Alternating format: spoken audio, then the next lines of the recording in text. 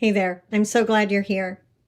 So, what if it were possible to reduce a client's SUD score from a 10 to neutral in under 15 minutes?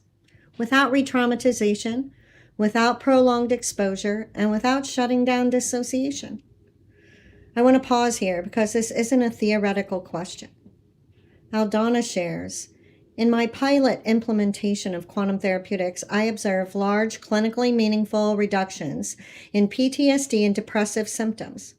PCL5 scores decreased by an average of 24.6 points, and the PHQ-9 scores dropped by over 7 points, with very little effect sizes. No adverse events, 100% retention, and consistent clinical improvements in dissociation, intrusive symptoms, hypervigilance, emotional regulation, and overall functional stability. So as you can see, this is something clinicians are already witnessing in real sessions with clients who have lived with CPTSD, PTSD, and dissociation for years, sometimes decades, without meaningful or lasting relief. Not because the work was rushed, not because the client pushed through, and not because the nervous system was overridden or forced into regulation, but because something shifted at the level of mechanism. For many of you watching, that claim lands right at the edge of what you've been trained to expect. And that's intentional, because rapid relief should not be impossible when the nervous system is finally met at the level where the pattern was formed. Now, by the end of this video, you'll understand why certain clients with CPTSD, PTSD, and dissociation do not respond to standard trauma approaches. No matter how skilled, attuned, or careful the work is, you'll be able to clearly see the mechanism that forms when dissociation is repeated over time and why working at the level of insight, regulation, or symptom management alone often isn't enough for this population of folks. And I'm going to show you how and why rapid relief becomes possible when that mechanism is engaged directly, without re-traumatization, without prolonged exposure, and without shutting down the very survival strategies that once kept the client alive. You'll also see what it looks like in real time when perception returns to the present and the nervous system no longer has to maintain the same pattern indefinitely. And before we finish, I'll walk you through the quantum therapeutics professional certification pathway, where clinicians learn to work with this process step by step, so that you can decide for yourself whether this approach belongs in your practice. Now, this isn't about adding more techniques. It's about learning how to gain access to what is already established. The architecture is already in place. It's about gaining clarity, precision, and confidence when working with some of the most complex nervous systems we can encounter. But before we go any further, I need to be explicit about the level of trauma this work comes from. I'm Sherry Doyen, the founder and developer of Quantum Therapeutics. Now, listen, I lived this. I survived repeated extreme violence beginning in infancy. I was nearly killed twice. I know that's even weird to say out loud, but I was. The first time I was 6 months old and the second was 9.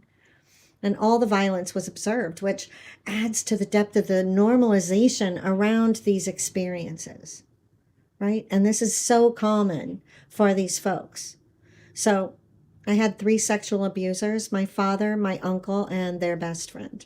And they were all protected by their women. Now, to back up a minute, my father was released from the military with a Section 8, and he called that his crazy paper. And he left with a piece of paper that labeled him mentally ill. And in his mind, this piece of paper gave him permission to cause harm. And he would tell us all the time, you know, the government gave me a piece of paper. They already think I'm crazy, so it doesn't matter what I do. I could kill y'all right now. Nothing's going to happen to me. Right? And that's how we lived. Death was on the table. And there was a knowing that tomorrow was just an idea and always at his discretion.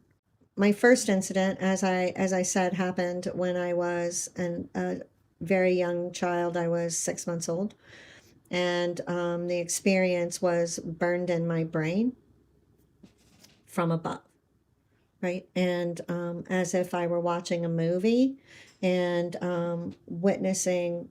I couldn't really see the baby. I could only see him and his actions. and the flailing, and I could hear the screaming. Now, that perceptual position became my viewpoint for life. I didn't know any different. I didn't know that the average person couldn't see their face, right? How would I know that? That's not something that the average person talks about. So throughout childhood, I endured prolonged sexual abuse by multiple adult perpetrators. And, this wasn't episodic trauma. It was chronic developmental and inescapable. We were living and developing with a perpetrator. I'm going to say that again because it is for so many people. We were living and developing with a perpetrator, with a predator in our midst. So by adulthood, this ability to dissociate was no longer something that occurred in response to threat. It was the primary way my nervous system functioned. I lived life like I was watching a movie. I could not feel touch. I could not feel hunger. I could not feel. Everything was once removed. I observed. I did not experience, right? Life was lived through my eyes. And we have to recognize life is built from experience. Now, I was hospitalized for the first time when I was 19, and I was given my first series of drugs. They had decided I had an eating disorder. But what's real is I was so separate from my physical body, I could not feel hunger.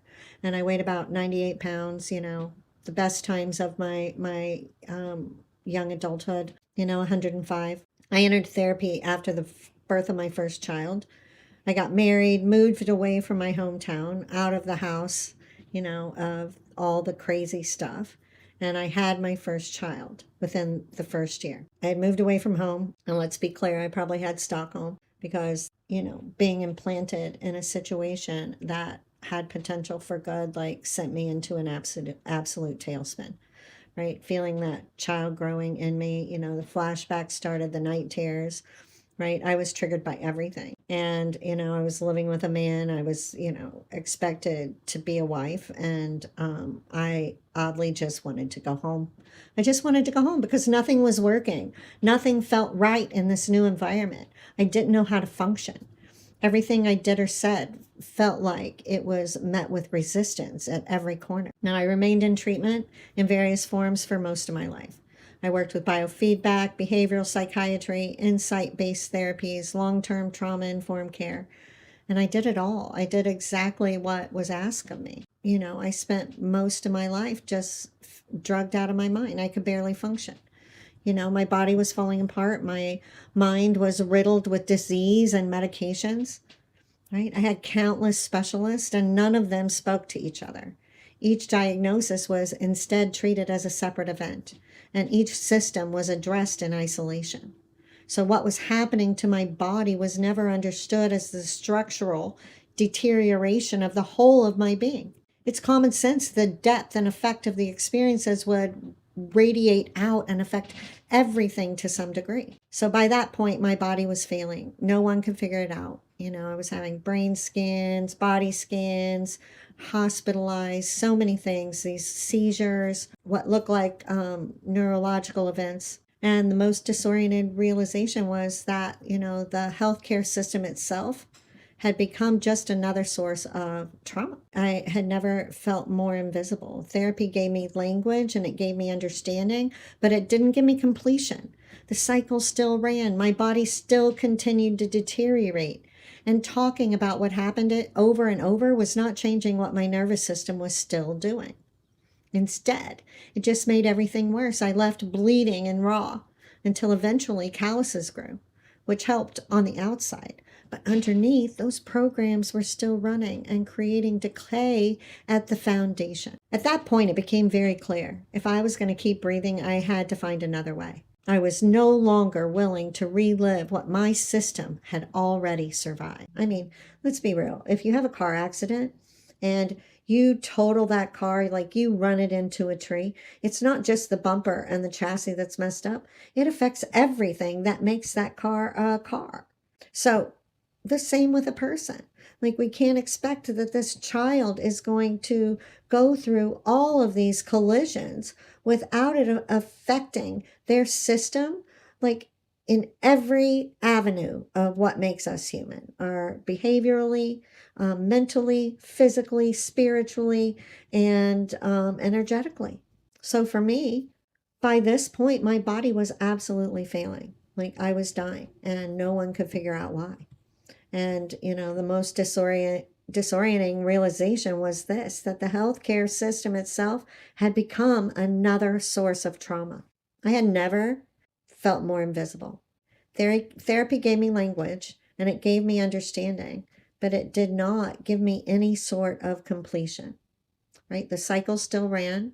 My body continued to deteriorate, and talking about what happened over and over was not changing what my nervous system was still doing underneath. In fact, it made everything worse.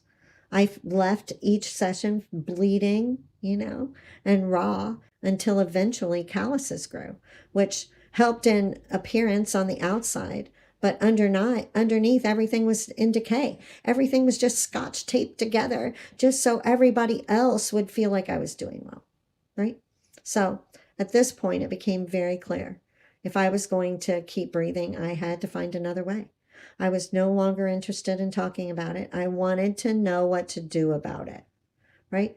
We just want to know what can be done. What sort of actions can we take to put an end to this, build, collapse. And, I was no longer willing to relive what my system had already survived. So let's think about that. We're continually reliving these situations that this person had already survived. We need action, something that is going to work at the level where survival itself had been organized.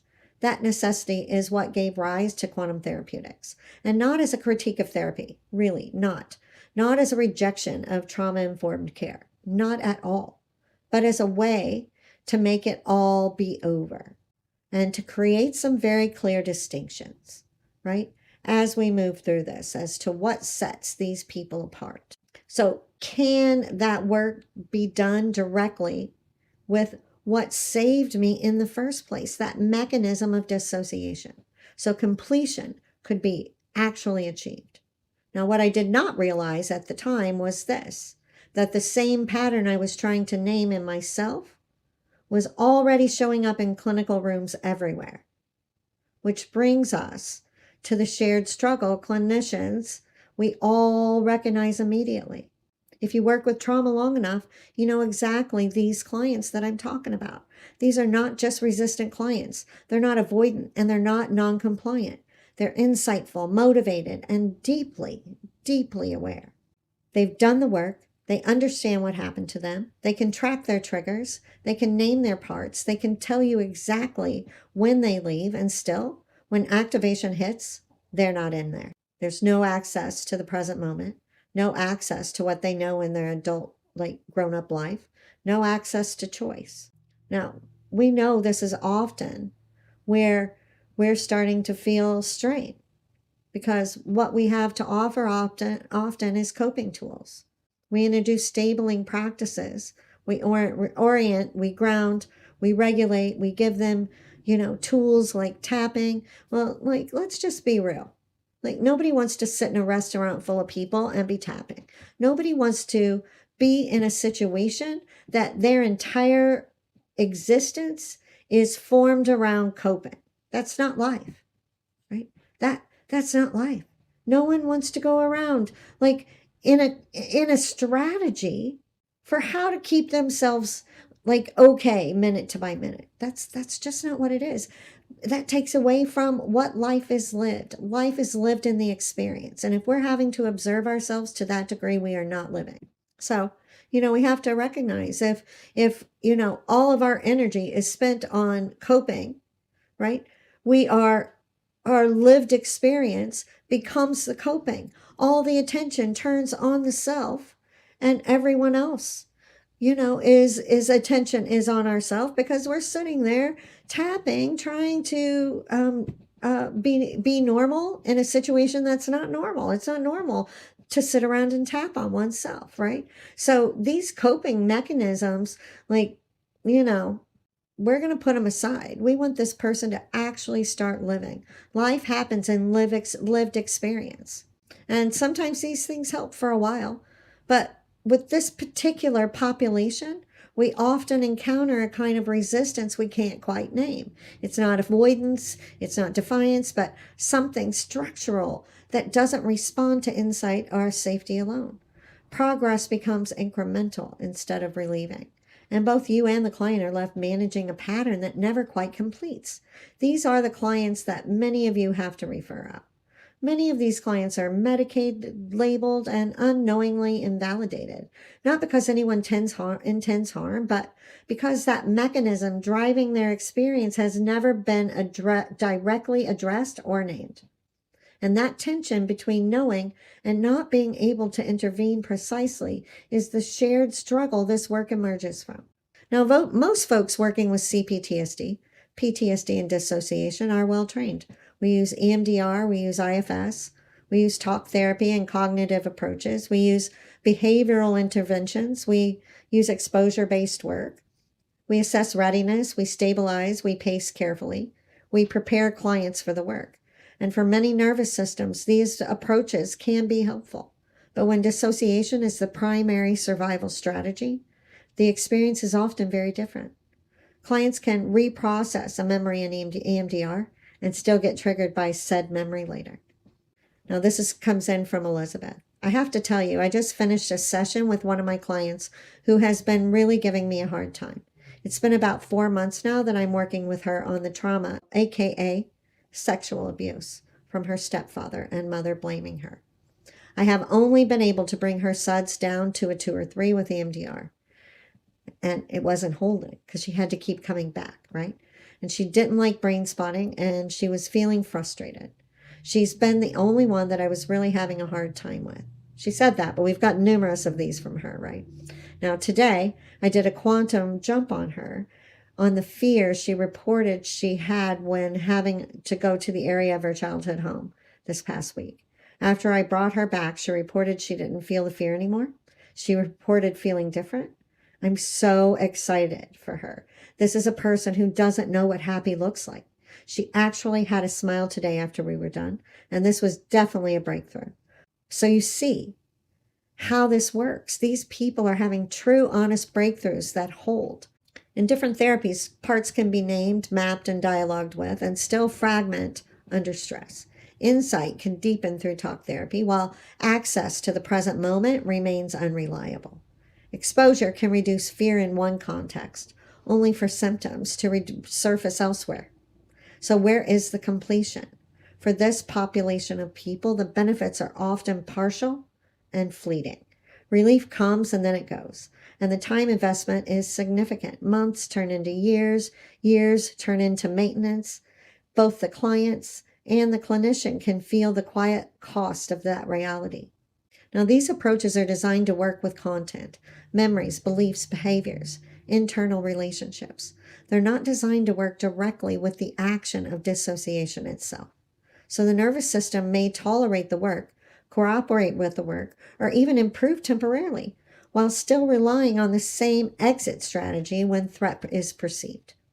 When dissociation is interrupted, overridden, or repeatedly re-entered without resolution, re-traumatization can occur. Not because we did anything wrong, but because the mechanism is being asked to stop without being completed. It's going to restart again. And, the system may comply, but it does not reorganize. That's why so many clients describe feeling better, but not different. Now, once you see this, the plateau makes sense.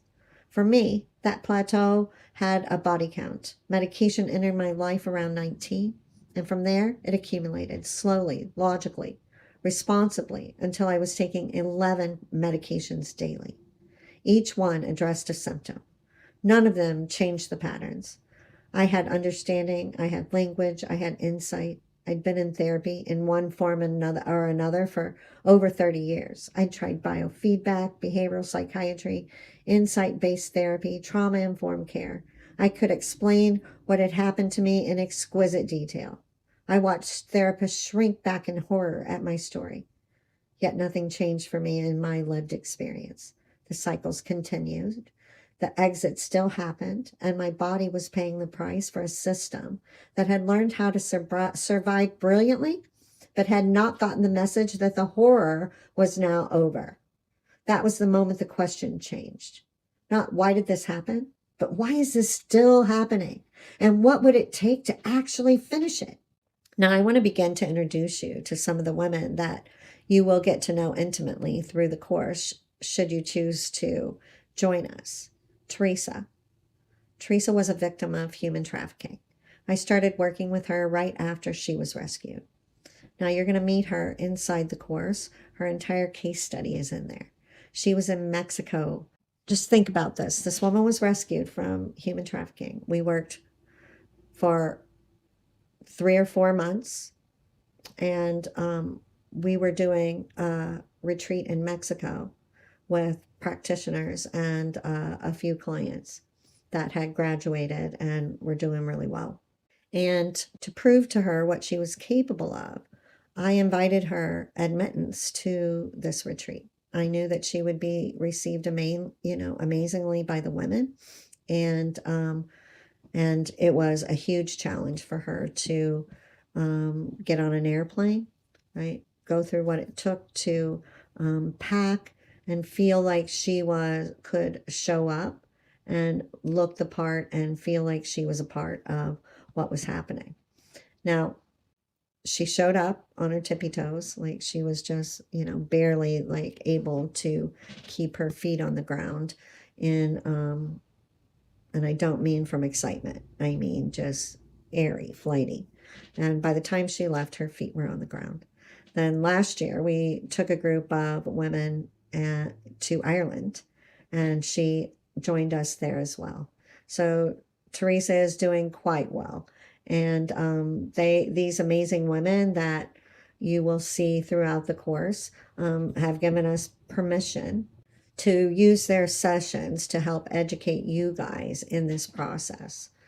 You will get to know, you're going to get to know Teresa intimately as you move through the course, as you will with the other women, because their entire process is documented all the way through.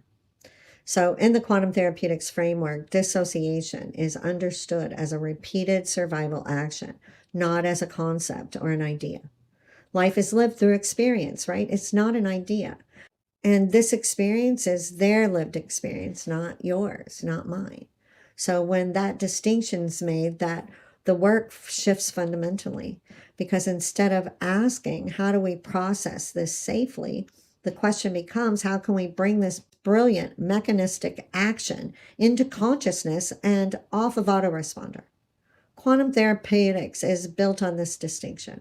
It is a defined mechanism-based process that works directly with dissociation and fragmentation as functional survival strategies, validating their role, engaging them intentionally, and guiding them towards completion. Because the work happens at the level of mechanism, it does not require prolonged exposure, repeated memory processing, or years of stabilization. Often we can be in and out of this place, for myself at this point, it's usually under 12 minutes, right? Usually people in the beginning, it's about 20.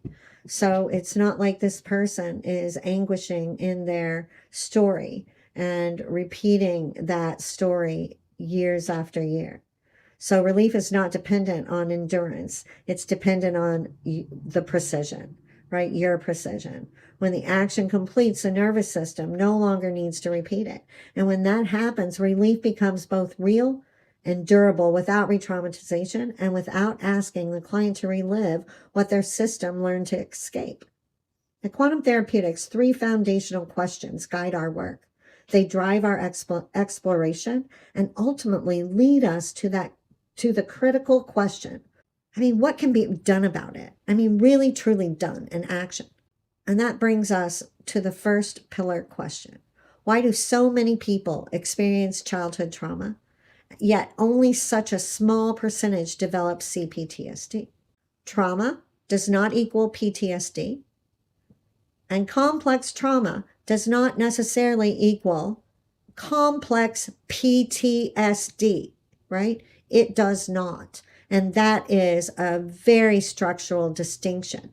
A lot of people have complex trauma. A lot of people have trauma.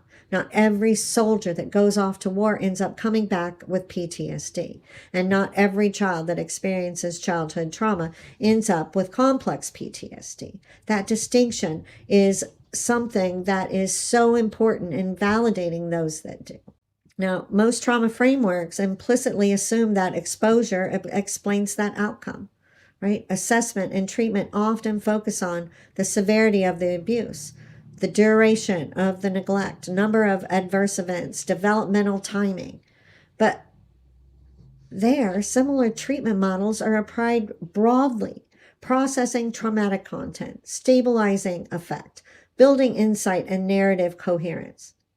These approaches work well for many people who have experienced complex trauma, but it struggles to explain and therefore effectively treat that subset of clients who remain stuck in CPTSD. It's different, and these patterns are formed despite safety, insight, and time. Like we were explaining earlier, me moving up to a different town and being in such a safe environment caused my collapse. You know, it doesn't work because trauma exposure alone does not determine CPTSD. What differentiates CPTSD is not what happened, but what the nervous system repeatedly did in response. Some nervous systems are able to remain present under threat. Others cannot because they take in more, process more, and reach saturation faster. This is where the highly sensitive nervous system matters. These humans are wired for peace. And in these systems, perception is amplified. Stimuli registers more deeply. Threat overwhelms more quickly.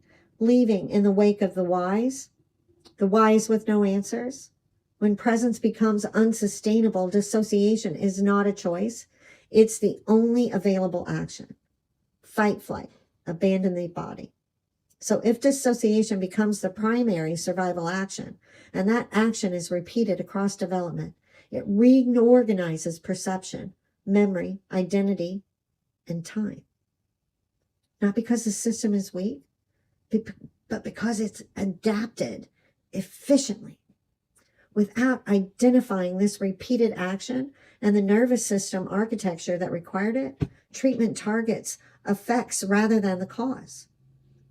Now, according to UNICEF, in 2025, 60% of our world's children are experiencing complex trauma, while only approximately 12% end up entangled in complex PTSD. So as you can see, it is clear that most children experience trauma, far fewer develop CPTSD. And this gap cannot be explained by trauma severity. It points to mechanism, not events. Now, we can have 3 children grow up in the same violent environment, and 2 may go on to live functional, productive lives. Is therapy helpful for these folks? Probably so. Do standard trauma approaches work for them? Often, yeah. But that third child that everybody thinks is off, right, does not stabilize, right? That individual becomes trapped in those repeating cycles, building a life, watching it collapse, and rebuilding again and again. Like a tree with a shallow root system. Growth happens, but it cannot hold under pressure. So I would like to pause here and introduce you to Brooke. Brooke was used in child pornography prior to kindergarten. They would come and set up in her preschool after her mom dropped her off. So by the time she came to me, she had been under psychiatric care for most of her life. She was formally diagnosed with DID, PTSD, dissociation.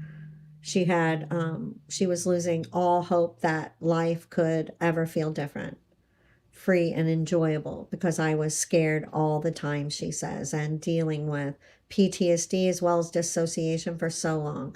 I struggled with memory issues, bipolar, and addiction. It seemed to rule my life for so long, but Sherry showed me how to heal myself and what the world has to offer me today. You can see there is change on the other side, and this change that you're seeing, again, was in a very short amount of time, like under 4 or 5 months, with that extreme amount of trauma. So you can see, we can see these patterns. We recognize them. We witness the repetition. What has been missing is a reliable explanation for what's actually different in this nervous system, so that intervention can be precise rather than generalized. Without that distinction, months turn into years for these folks. Years turn into decades, and clients remain in treatment without resolution, and not because they're resistant, but because the mechanism driving the cycle was never identified. Kind of like when the fan is running in your computer and you know that your computer is working so hard to do something underneath everything, and you're afraid it's going to crash. That's how they live.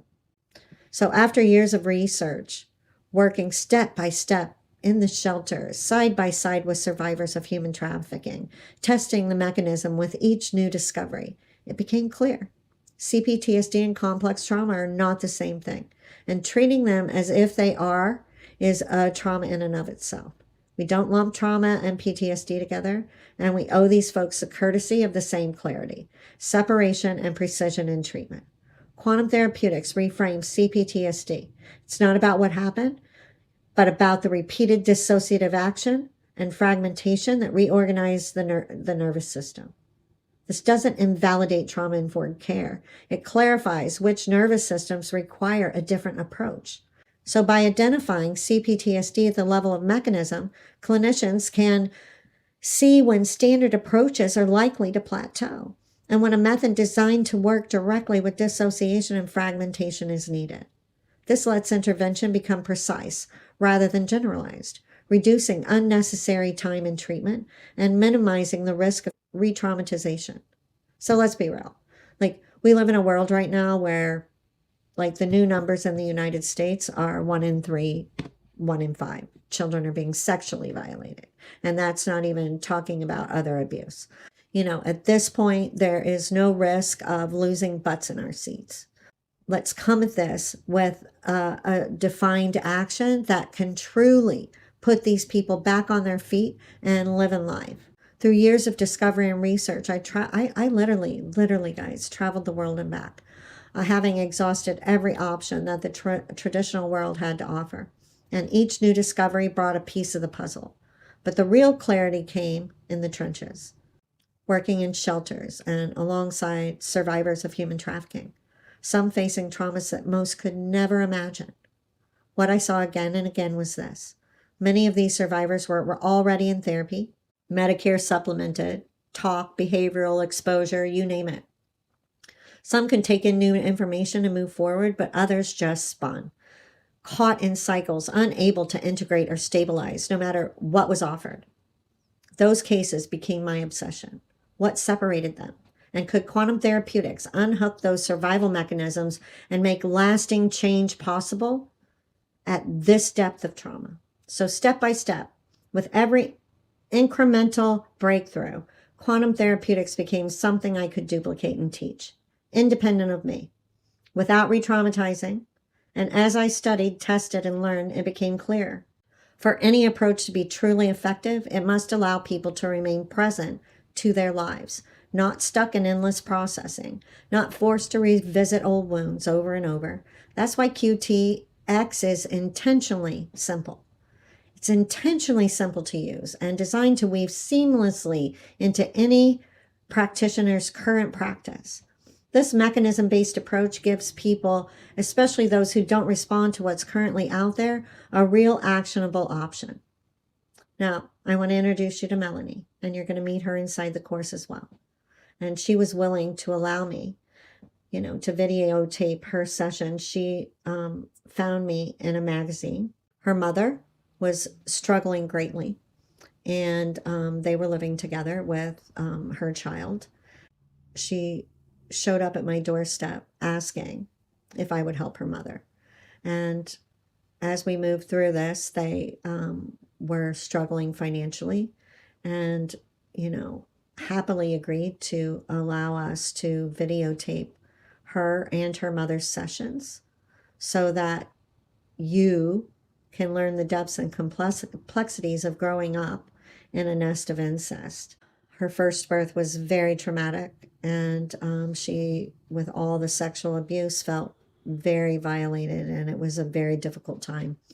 And when she got pregnant the second time, I got trained to be a doula so that I could be in there with her to help mitigate the fear and the triggers around being that vulnerable in that state of birth.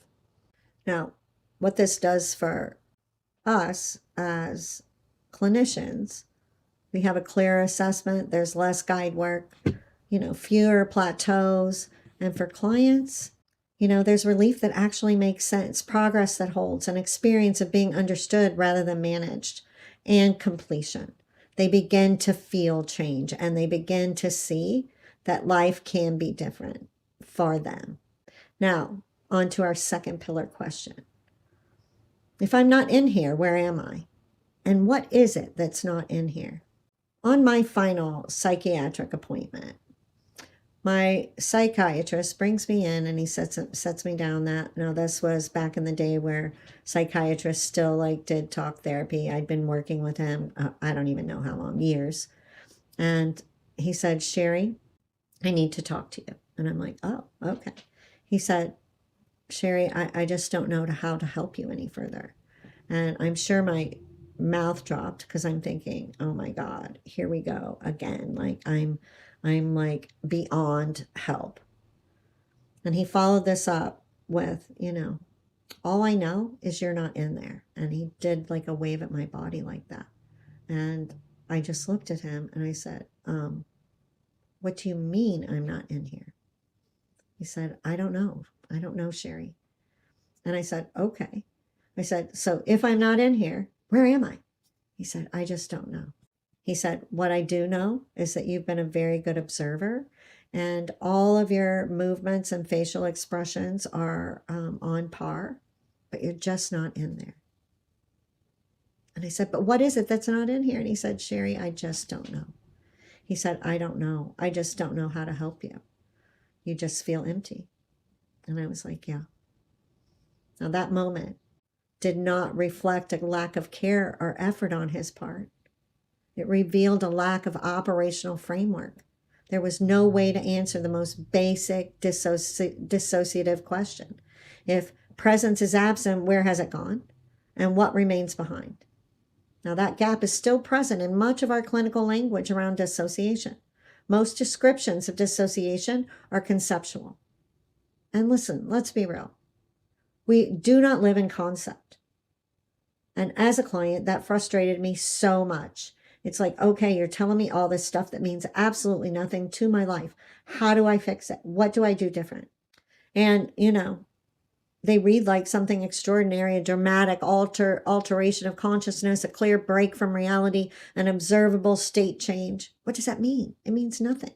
On paper, dissociation sounds obvious, and in lived experience, it rarely is. For many clients, dissociation feels ordinary because there's no reference point for anything else. A lot of times, this trauma starts so young that they don't know. There's no way that I was going to go around asking questions like, can you see your face? Nobody does that, right? That's not a thought. You don't question your perception. So it's not like they're suddenly going somewhere. They're just simply living their lives the way they always have. So therapists often do not see dissociation in session because the client appears coherent, articulate, and present. Meanwhile, outside the room, the evidence is unmistakable. And if we're not looking close enough, that psychiatrist had been observing me in great detail, obviously, to be able to recognize that I wasn't in here. Right? So these are signs that we're going to learn to pick up for ourselves so that we know what to do about it. So meanwhile, outside the room, the evidence is unmistakable because they're missing chunks of time. They're finding themselves somewhere they don't remember going. They're pulling into a driveway with no memory of driving home. There's large gaps in autobiographical memory. Clients may describe these experiences casually without alarm because this is how life was for them. That's how it's always been. They don't have sequence in their timeline. They just have events. Now, others report something even harder to articulate, watching themselves from outside their body, seeing themselves in a room while not fully in it. So if dissociation is relocation, grounding will not bring someone back. It only works on the part that stayed. Now, when dissociation is understood only conceptually, these reports remain descriptive rather than actionable. And without an action-based understanding, the work has nowhere to go. These experiences are not rare outliers. They are common markers of dissociative organization, but they're often missed because they don't match the conceptual pictures clinicians are trained to look for. This creates a quiet disconnect. Dissociation is happening, but it isn't being worked with. Now, because dissociation is not an absence, it is a relocation of perception. When dissociation is treated as a state rather than an action, interventions remain external like grounding, redirection, containment.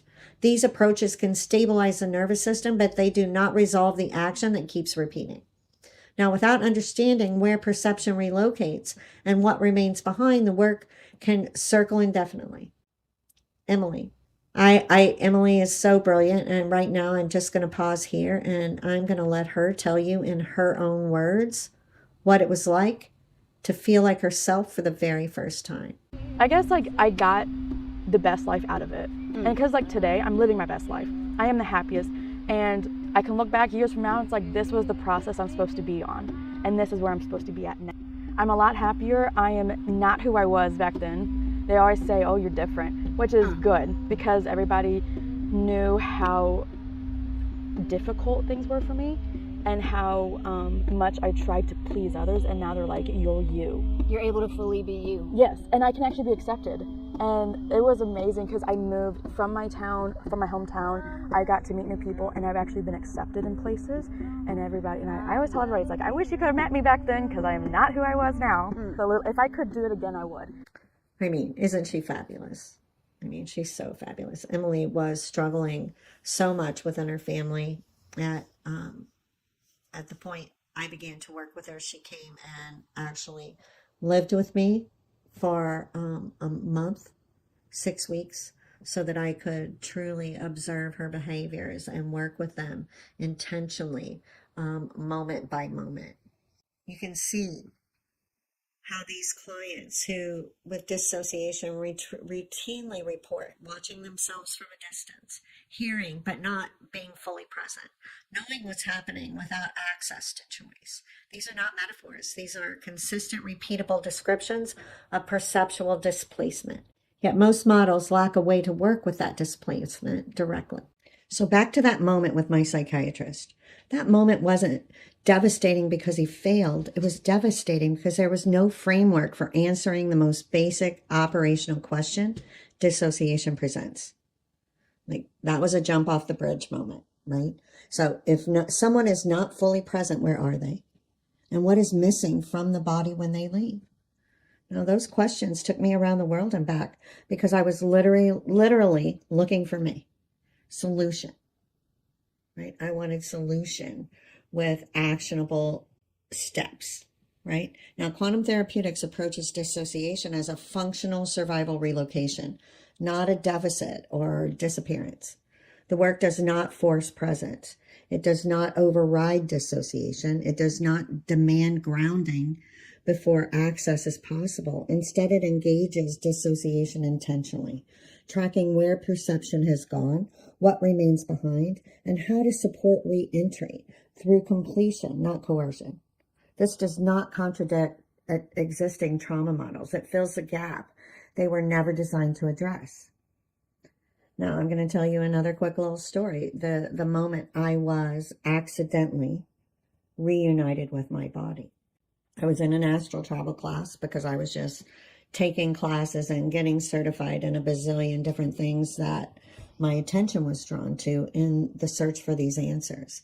So I'm in this dissociation class and she's taking everybody on this journey, and I'm not feeling any different. I'm not experiencing anything different than was my normal daily existence until the moment she brought us back into our bodies.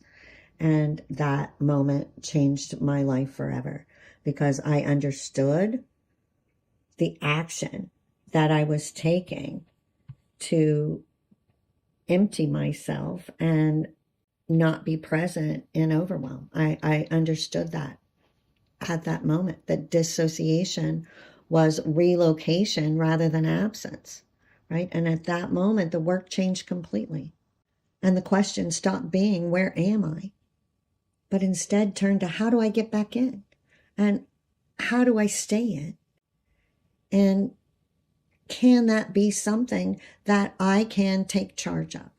We move into what action is unfinished and how do we complete it safely? And that shift created access where none had existed before. Now I want to stop here and share another little snippet from Emily where she expresses that she can see out of her eyeballs for the very first time. And let me say, like, when that happened to me, it was suddenly everything was vibrant, everything was crisp. All I could do was continue to look around the room and absorb. I was looking at my hands, I was touching things and feeling, and it felt like for the very first time. Oh my goodness, my favorite one is every single time I'd see her, she's like, you're out of your body. You're out of your body. And I know I was, because I feel like a shell of a human being. And I was like a shell of a human being my whole entire life. I never had a soul in here. I was up here, I wasn't in here. And I remember the first time ever feeling my body and actually feeling my soul. And we were in a session and we were meditating, and I pulled myself in, and I remember feeling incredible. I felt like a human. She taught you how to get back in your Yeah, body, right? I could actually see, like, the world looked like you put like a gray mask over your eyes, but when I came in, I saw color. I saw her. It was really cool. Wow. So I love that, and that was the first time actually getting to feel who I was, and it was the first time my eyes were opened and the first time I actually felt alive.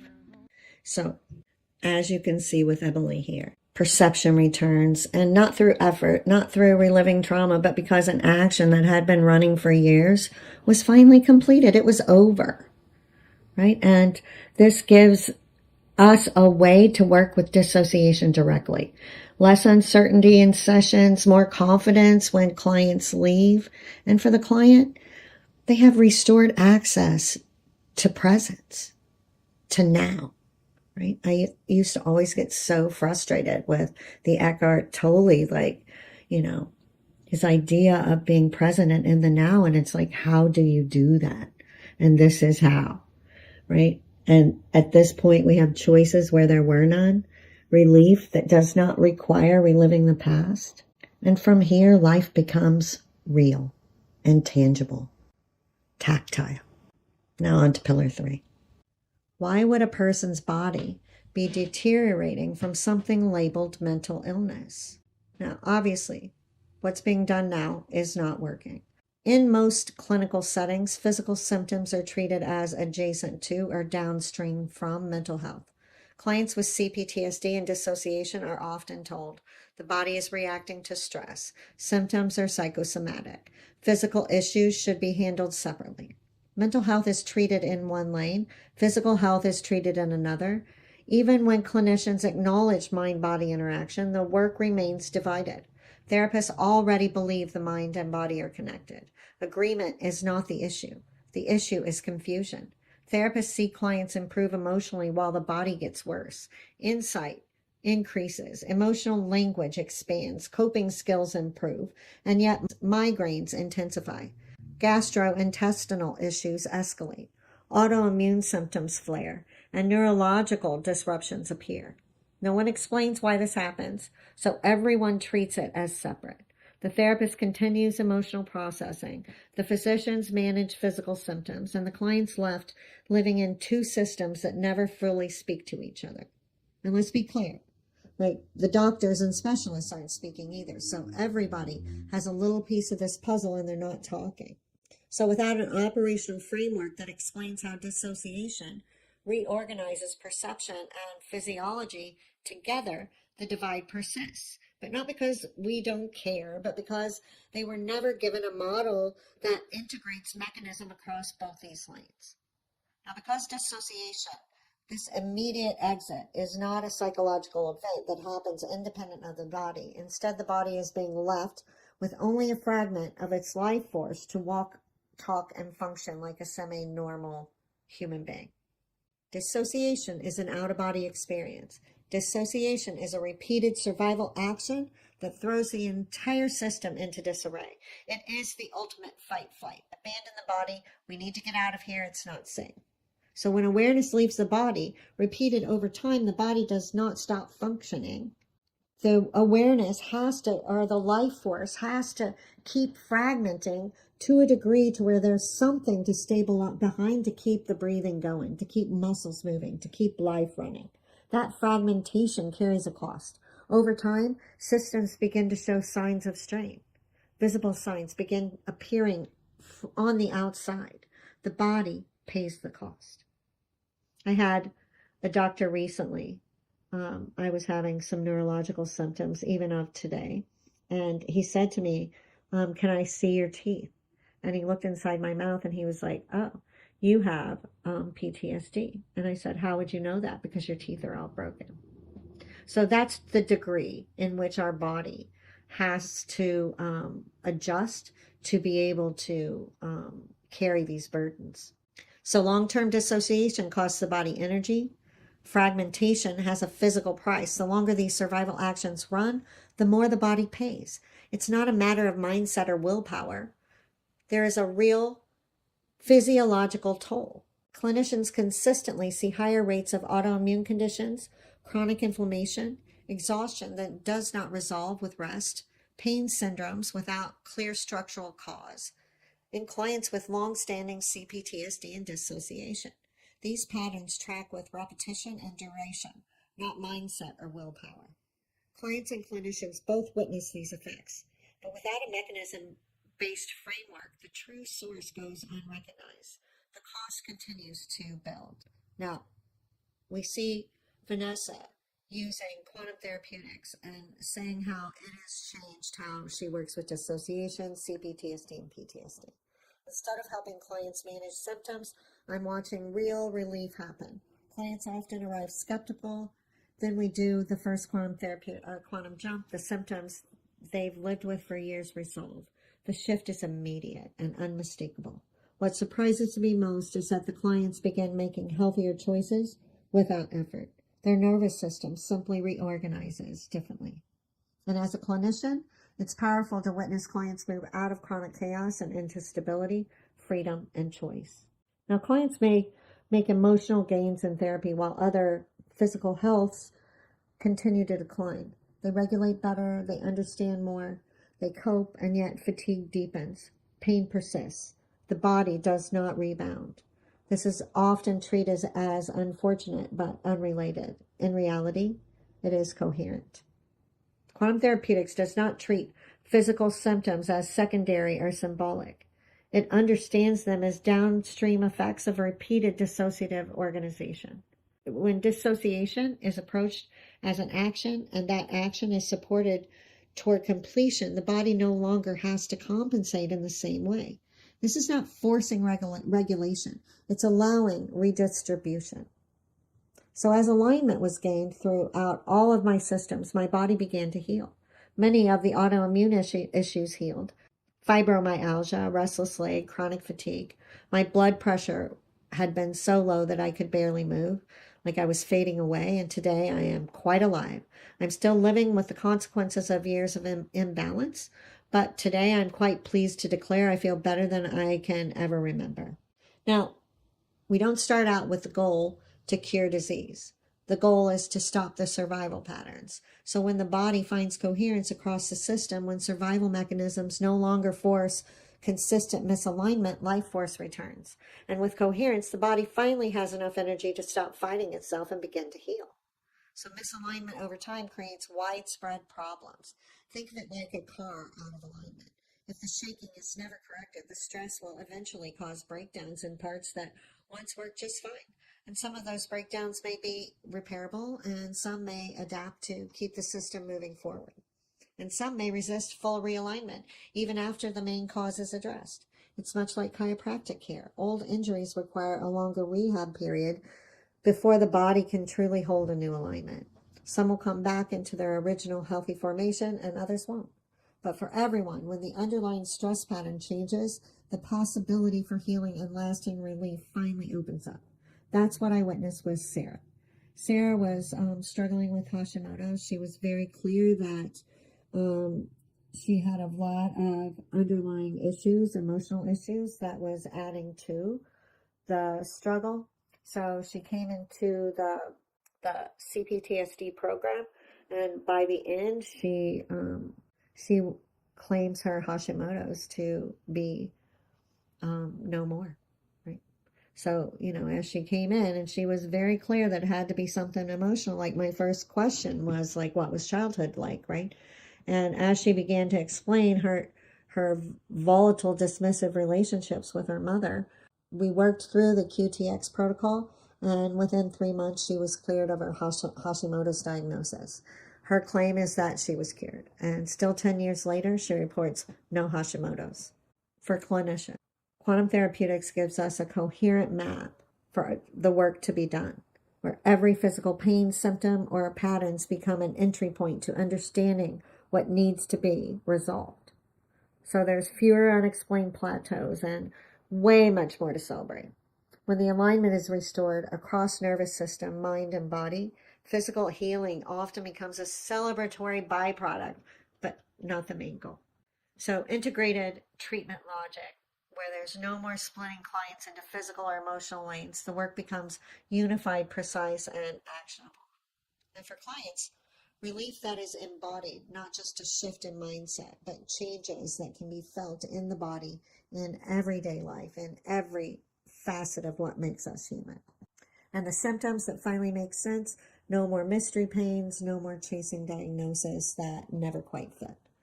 And we have a body that no longer has to survive alone, where every system, every part is invited to participate in healing, not just enduring. When coherence is achieved, it's not just emotional stability or new insight. Sometimes the body finds enough energy and balance to begin celebrating in its own language, healing, resilience, and new possibilities. That's the true gift of system-wide alignment. Now, last but not least, I would like to introduce you to Paula here.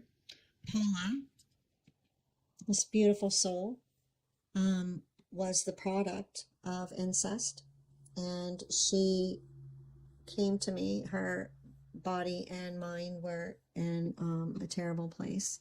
Her mother was impregnated by her father, and he had sexual relations with all the girls. Paula's sister was also impregnated by grandpa and ended up committing suicide.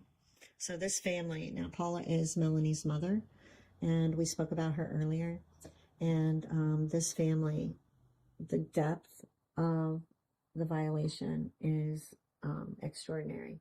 So you guys are going to have access to all of these women's case studies, all of their sessions. So you can see the approaches, you can see how we get into these moments, and you can see how we quickly get out of them. If you're watching this, you're already on my calendar. So I would love for you to jot down any questions that you have so that we can make sure that is crystal clear as you're making your choice of linking arms with us. Now, this isn't going to be a sales call, and it's not going to be an evaluation. And it's definitely not going to be about convincing you of anything. It's a professional conversation to explore whether Quantum Therapeutics Foundations course is the right next step for where you are in your practice. Foundations is a certification designed for clinicians and practitioners who already work with trauma. They're recognizing the limits of symptom-based approaches for CPTSD and dissociation and want a clear, non-re-traumatizing, mechanism-based process they can integrate into their existing work.